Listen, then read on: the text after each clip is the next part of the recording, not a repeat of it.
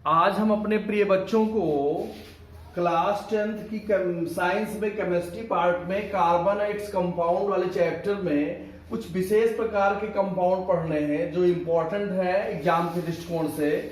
इसमें पहला कंपाउंड आपका है एसिटिक एसिड CH3COOH। इसको एसिटिक एसिड बोलते हैं, एसिटिक एसिड। और साधारण तरीके से इसे सिरका भी कहते हैं, सिरके का फार्मूला माना जाता है, ये सिरका भी इसे कहते हैं।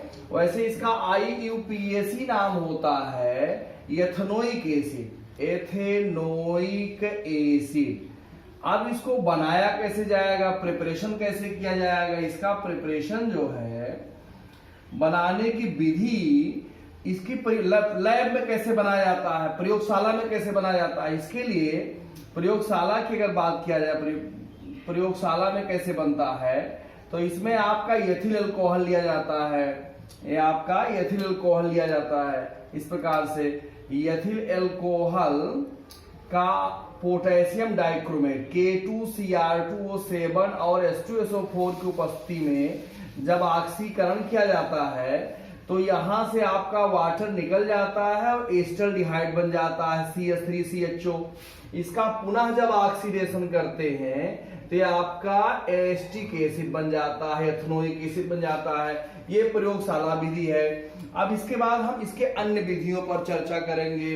एसिटिक एसिड या एथेनोइक एसिड को कैसे अन्य तरीके से बनाया जाता है और इसके क्या क्या तरीके हैं, तो इन पर चर्चा करते हैं। अब इसमें अन्य तरीकों में अगर एथिल एसीटेट का, ये अन्य प्रोसेस है, अन्य विधियां हैं, अन्य विधियों में अगर जो है एथिल एसीटेट CH3COOH2H5 का जल अपघटन करा दिया जाए अम्ल की उपस्थिति में या क्षार की उपस्थिति में, अम्ल की उपस्थिति में, तो यहां से देखिए आपका एथिल अल्कोहल निकल गया, ऐसे ये आपका C2H5OH हो गया और यहाँ आपका एसिटिक एसिड बन गया, CH3COOH बन गया। अन्य विधियों में पहला तरीका था। दूसरा तरीका अगर चर्चा किया जाए तो एसिटामाइड का जल अपघटन करा दिया जाए। ये आपका एसिटामाइड है CH3CONS2, इसका जल अपघटन करा दिया जाए। इसका जल अपघटन करा दें हम जो है किसी एसिड की उपस्थिति में, जैसे HCl है आपका, तो इसमें आप देख रहे हो ये आपका जो है बन जा रहा है, अमोनिया निकल जा रहा है। ये आपका अमोनिया गैस निकल गया और बन गया CH3COOH बन गया। और तीसरी विधि की अगर चर्चा की जाए तो एसिटिल क्लोराइड का जल अपघटन करा दिया जाए, CH3COCl, इसको हम एसिटिल क्लोराइड बोलते हैं। एसिटिल क्लोराइड का अगर जल अपघटन करा दिया जाए, जल से रिएक्शन करा दिया जाए, तो ये आपका HCl निकल जा रहा है, HCl निकल गया तो ये आपका CH3COOH बन गया, यहाँ एसिटिक एसिड बन गया। अब अगर चौथे तरीके की बात करें तो इसका एसिटिक एनहाइड्राइड CH3CO का होल ट्वाइस इनटू O, इसको एसिटिक एनहाइड्राइड बोलते हैं। इसका अगर जल अपघटन जल से अपक्रिया करा दिया जाए तो 2 मॉलिक्यूल एसिटिक एसिड बन जाएगा। ये सब इंपॉर्टेंट विधियां हैं, लेकिन प्रयोगशाला के अतिरिक्त अन्य विधियां हैं। अब औद्योगिक विधि में जो है हम लोग दूसरे तरीके बनाएंगे। इंडस्ट्रियल प्रोसेस की अगर बात करें, औद्योगिक विधि की बात की जाए, यहां हम लोग औद्योगिक विधि की बात करें, औद्योगिक विधि की बात करें तो इसमें जो है एक बहुत इंपॉर्टेंट प्रोसेस है, इसका नाम है क्विक विनेगर प्रोसेस। क्विक बाइंजर भी कुछ लोग बोलते हैं, क्विक विनेगर प्रोसेस, त्वरित सिरका विधि, इसको हिंदी में कहते हैं त्वरित सिरका विधि। त्वरित सिरका विधि ये आपका है त्वरित सिरका विधि। तो त्वरित सिरका विधि द्वारा कैसे हम एसिटिक एसिड बनाते हैं, त्वरित सिरका विधि द्वारा इसमें क्या किया जाता है, इसको इस विधि से बनाने के लिए हम एथिल अल्कोहल लेते हैं C2H5OH और ऑक्सीजन से अपक्रिया करा देते हैं। यहाँ माइकोडर्मा एसिटी जीवाणु उपस्थित होता है, माइकोडर्मा एसिटी जीवाणु आपको उपस्थित होता है, तो ये आपका बन जाता है 2 molecule acetic acid CH3COOH, acetic acid बन जाता है आपका 2 मॉलिक्यूल। और साथ में जो है, साथ में आपका वाटर निकलता है, साथ में आपका वाटर निकलता है। तो ये माइकोडर्मा एसिटी जीवाणु कहाँ से, पुराने सिरके में होता है माइकोडर्मा एसिटी जीवाणु जो है। ये हमें प्राप्त हो गया। देख लिया जब बैलेंस है कि नहीं, 2 ऑक्सीजन यहाँ है, 2 यहाँ 4 हो गए और 2 दूना 4, बैलेंस नहीं है तो यहाँ ये कर दिया जाए, 2 1 3 हो गए और 2 1 3 यहाँ भी ऐसे कर दिया। अब ये बैलेंस रिएक्शन है आपका। इसका फिगर कैसे, इसमें क्या करते हैं हम लोग, इसमें लकड़ी का एक बड़ा सा डग लेते हैं, ऐसे लकड़ी का एक बड़ा सा डग होता है इस प्रकार से ऐसे, इसमें जो है थोड़ा सा ऊपर से स्थान छोड़ करके लकड़ी का छिद्रयुक्त तख्ता या पटरा ऐसे लगाया जाता है, ऊपर और नीचे थोड़ा सा स्थान छोड़ करके, यहाँ नीचे भी ऐसे लकड़ी का छिद्रयुक्त पटरा या तख्ता लगाया जाता है इसमें। और बीच में जो है ये पुराने सिरके से भिगोया हुआ लकड़ी का बुरादा होता है, ये पुराने सिरके से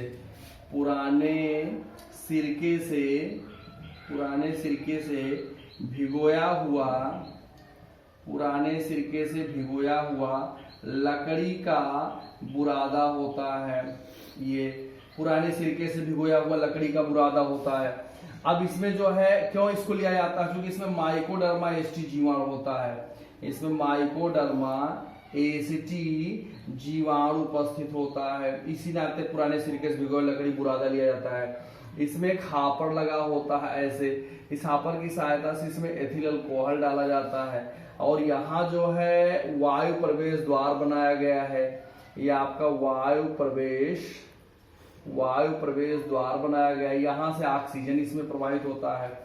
अब देखिए यहाँ जो है जब ये इस प्रकार से एसिटिक एसिड प्राप्त होता है हमें, अब इसका प्रोसेस क्या है, इसमें फिर से देखिए इसमें जो है माइकोडर्मा एस्टी जीवाणु कैसे कैसे क्या बनता है, इसमें त्वरित सिरका बीज द्वारा या क्विक विनेगर प्रोसेस द्वारा एस्टिक एसिड निर्माण में सर्वप्रथम लकड़ी का एक बड़ा सा डग होता है, इसको लिख लिया जाए, ये लकड़ी का डग है।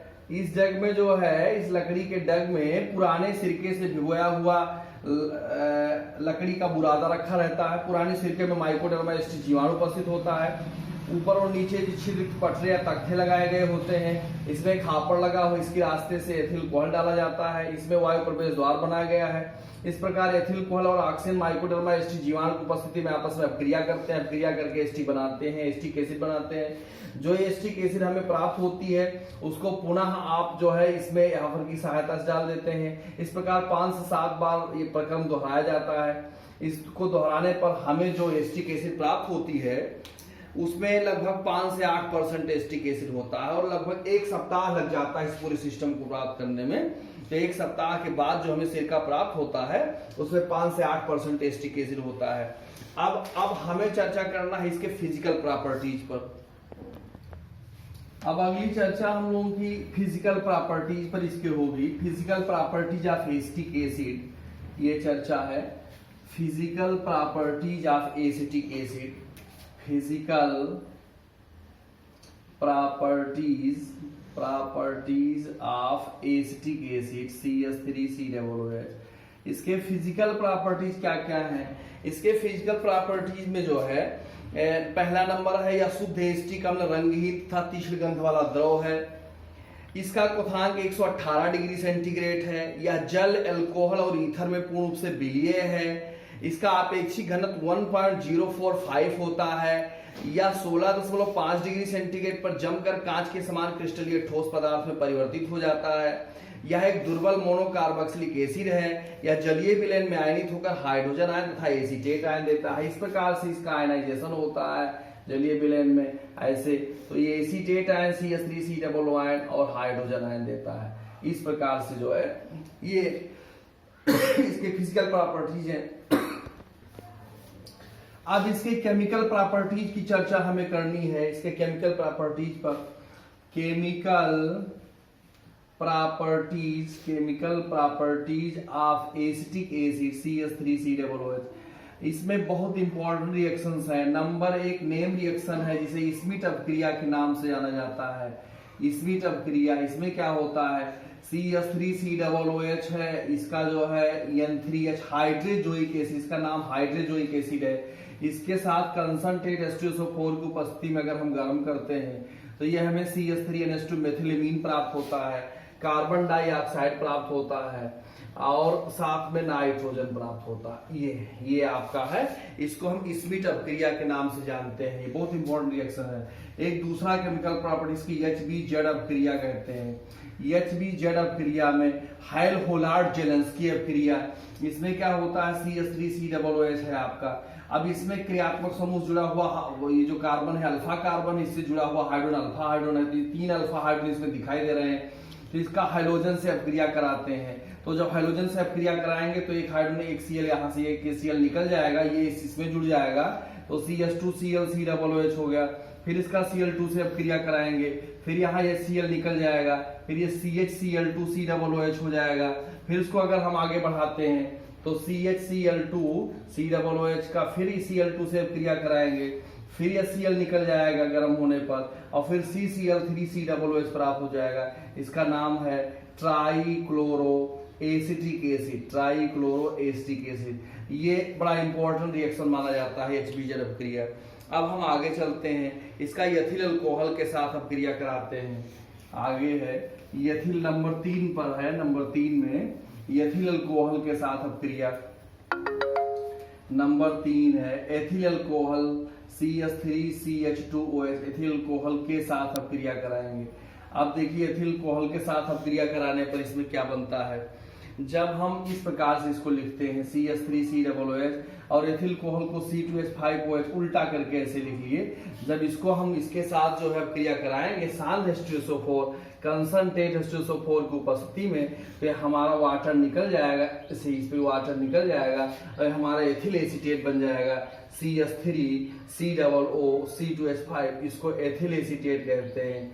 ये एस्टर है, इसकी गंध जो है पके हुए फल जैसी होती है, एथिल एसीटेट की गंध। अब हम इसके साथ जो है फास्फोरस पेंटाक्लोराइड की अपक्रिया कराएंगे, PCl5 की अपक्रिया। चौथे रिएक्शन में इसकी केमिकल प्रॉपर्टीज में हम PCl5 के साथ अपक्रिया कराएंगे।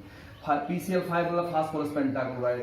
इसकी अपक्रिया जब एसिटिक एसिड से होती है PCl5 के साथ, तो ये बन जाता है CH3COCl plus POCl3 plus HCl हो जाएगा। ये हमारा फास्फोरिल क्लोराइड है, एसिटिल क्लोराइड है, इसका नाम है एसिटिल क्लोराइड। ये हमारा ये है। इसके बाद अगले हम गुण की अगर चर्चा करें, इसका थायोनिल क्लोराइड के साथ अपक्रिया कराएंगे। थायोनिल क्लोराइड के साथ अपक्रिया कराएंगे। यहाँ देखा जाए तो ये CH3COOH है, CH3COOH है, CH3COOH कहा भी जाता है। और इसका थायोनिल क्लोराइड का फार्मूला होता है SOCl2, इसका नाम है थायोनिल क्लोराइड। इसके साथ जब हम इसकी अपक्रिया कराते हैं तो इसकी अपक्रिया कराने पर हमें CH3COCl प्राप्त होता है, सल्फर डाइऑक्साइड प्राप्त होता है, सल्फर डाइऑक्साइड गैस, और साथ में HCl प्राप्त होता है। ये हमारा हो गया, ये इसका नाम, ये जो है थायोनिल क्लोराइड के साथ अपक्रिया कराने पर हमें ये चीज प्राप्त होती है। अब इसके साथ जो है इसका अपचयन किया जाए तो क्या होता है। अगला रिएक्शन, नेक्स्ट रिएक्शन है अपचयन। रिएक्शन करने पर क्या चीज होती है इसको देख लिया जाए। अगर CH3COOH का हम लोग रिडक्शन कर दें लिथियम एल्युमिनियम हाइड्राइड की उपस्थिति में, बहुत बढ़िया अपचयन करना होता है तो एक कैटलिस्ट जरूर लिया जाता है। 4 मॉलिक्यूल हाइड्रोजन लेकर के इसका अपचयन करा दें, इसका अपचयन कराने पर हमें एथिल कोहल प्राप्त होता है, CH3CH2OH। ये एथिल कोहल प्राप्त होता है, ये हमारा एथिल कोहल है, ये हमें प्राप्त हो गया। अब अगर इसके बाद इसका जो है हम लोग फास्फोरस पेंटाऑक्साइड के साथ गर्म कर दें, ये जो है आपका 2 मॉलिक्यूल जो है CH3 और COOH, ये एसिटिक एसिड है हमारा, और इसका जो है P2O5 की उपस्थिति में अगर हम गर्म कर दें तो ये हमारा एसिटिक एनहाइड्राइड बन जाता है, CH3CO का whole twice into O plus H2O। इसको हम एसिटिक एनहाइड्राइड कहते हैं, इसका नाम है एसिटिक एनहाइड्राइड, एसिटिक एनहाइड्राइड, इसको हम एसिटिक एनहाइड्राइड कहते हैं। ये हमारा महत्वपूर्ण कंपाउंड बन जाता है। तो इस प्रकार से जो इसके महत्वपूर्ण गुण थे, एक गुण और चर्चा कर लेते हैं। और भी बहुत सारे महत्वपूर्ण गुण है, लेकिन जो महत्वपूर्ण परीक्षा के दृष्टिकोण से इंपॉर्टेंट है उन्हीं गुणों की चर्चा की जा रही है। अब हम इसका डाइजोमेथेन के साथ अपक्रिया कराते हैं। नेक्स्ट, डाइजोमेथेन का फार्मूला CH3N2 होता है, इसको डाइजोमेथेन बोलते हैं। इसका अब इसके साथ जब क्रिया कराएंगे CH3COOH और यहाँ CH2N2 हो जाएगा। जब इसके साथ हम इसको गर्म करेंगे तो ये हमारा मेथिल एसीटेट बन जाएगा और नाइट्रोजन अलग हो जाएगा और ये CH3COOCH3 ये हमारा मेथिल एसीटेट बन जाएगा। ये H जाकर के इसमें जुड़ जाता है, ऐसे ये सारी चीजें ऐसे हो जाती हैं, एक साथ आ जाती हैं। इसका नाम है मेथिल एसीटेट, इसका नाम है मेथिल एसीटेट। अब यहाँ जितने महत्वपूर्ण केमिकल प्रॉपर्टीज उनकी चर्चा कर लिए हैं, अब इसके यूज की चर्चा करनी है। इसके उपयोग में जो है सबसे खास बात तो ये है कि जब इसके उपयोग की चर्चा करेंगे तो जितने कंपाउंड होते हैं उनमें कुछ चीजें कॉमन होती हैं। जैसे पहला तो कोई भी जो केमिकल्स होता है उसे अभिकर्मक के रूप में प्रयोगशाला में, यहाँ प्रयोगशाला में अभिकर्मक के रूप में प्रयोग किया जा सकता है। पहला तो यही हो गया। और दूसरा, अब इसमें जितने कंपाउंड्स बनाए हैं, जो कंपाउंड्स बनाए हैं वो उपयोग हो जाएंगे, वो सब कंपाउंड्स बनाने में इसका उपयोग किया जाता है। और इसका उपयोग कार्बनिक विलायक के रूप में किया जाता है, कपड़ा उद्योग में रंगाई में काम आता है, सफेदा के निर्माण में प्रयुक्त होता है, सुगंधित तेल रंजक आदि के निर्माण में प्रयुक्त होता है, सिरका एवं अचार के निर्माण में प्रयोग किया जाता है, सेलुलोज एसीटेट एस्टर के निर्माण में प्रयोग किया जाता है। इस प्रकार एसिटिक एसिड हमारे लिए एक महत्वपूर्ण रासायनिक पदार्थ है। अब हम नेक्स्ट वीडियोस में जब मुलाकात करेंगे आप सभी लोगों से तो इसमें एथिल अल्कोहल पढ़ाएंगे। ये भी परीक्षा के दृष्टिकोण से बहुत महत्वपूर्ण है। धन्यवाद।